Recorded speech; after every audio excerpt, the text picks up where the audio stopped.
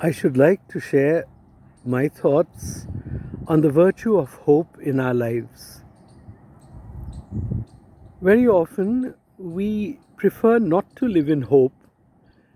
We think that the situation is too bad for any change to occur, and this lack of hope makes us excuse ourselves, prompts us to excuse ourselves from taking responsibilities, from working for a better situation to emerge. In this hopeless state of mind, we tend to blame others. We may blame the government, we may blame society or the organization we belong to. We may blame a number of people for our not being able to achieve what we should be achieving in our lives.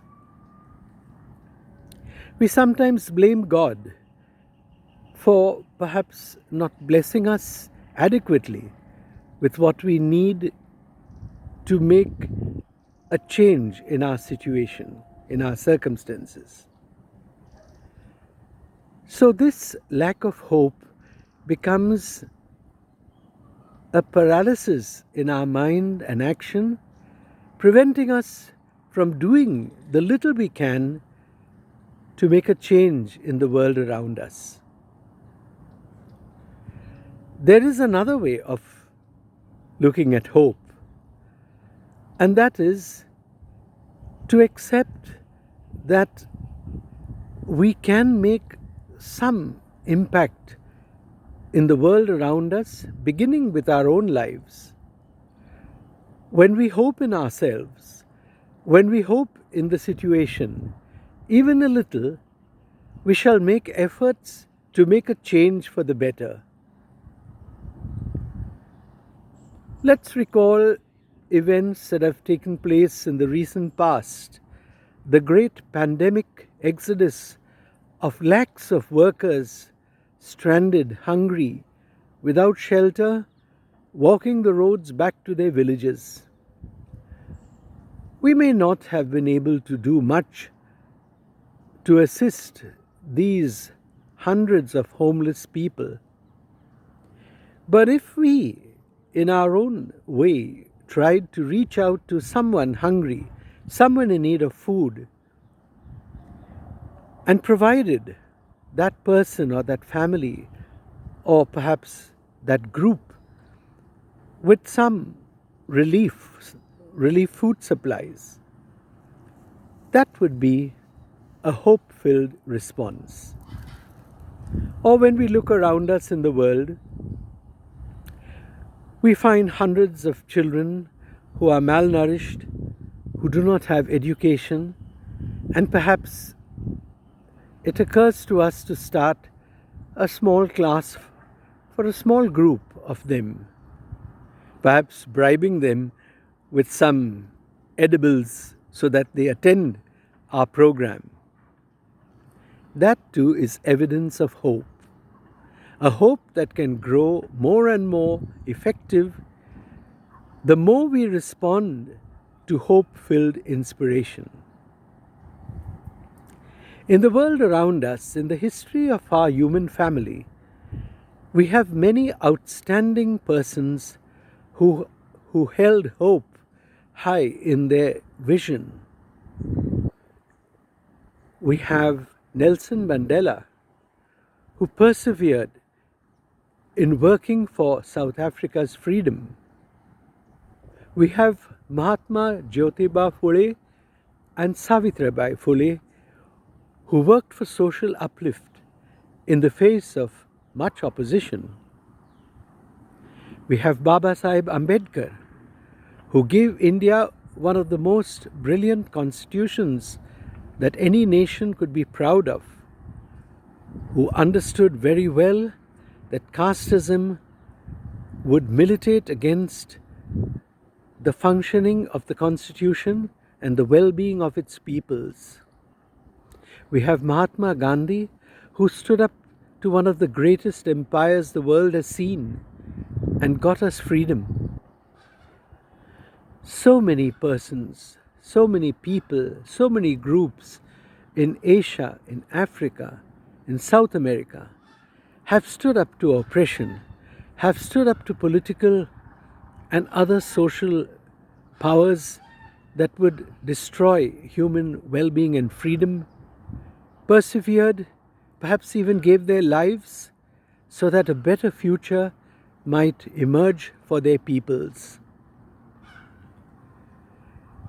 In India today, in spite of the powers that be, we have these voices of freedom, voices for justice, voices for equality and a better livelihood for the masses of people, voices that will not be stifled in spite of all the oppression, all the threats of those who have military and political might. Hope indeed is a miracle. It's a miracle because it's unexplainable in some way why we should choose to hope. And this miracle is offered to us to experience in our lives, and by that power of the miracle to make a difference to our circumstances.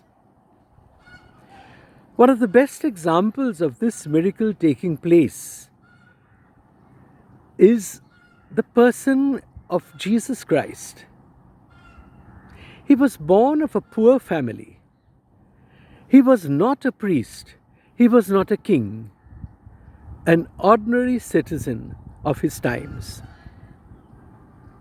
And Jesus experienced in himself a call by God to go out and proclaim the good news. He felt the Spirit of the Lord upon him, and he responded wholeheartedly. He reached out to the suffering, he reached out to the rejected in the face of great opposition. The opposition of rigid religious leaders, the opposition of the political powers of his day, and he met a cruel death on the cross, which seemed to put an end to his vision, his hope for the kingdom of heaven to be realized. And then a wonderful miracle takes place. After his death, his disciples begin to experience him being alive, accompanying them, inspiring them, leading them on. And these disciples tried in their own limited and faltering way to follow Jesus. It is true that very often they failed. But by and large, a number of them persevered. And we have the Christian message reaching out to the ends of the earth, giving people hope in Jesus, assurance that in his inspiration they can live a more godly life, a more loving life, a more committed life to others.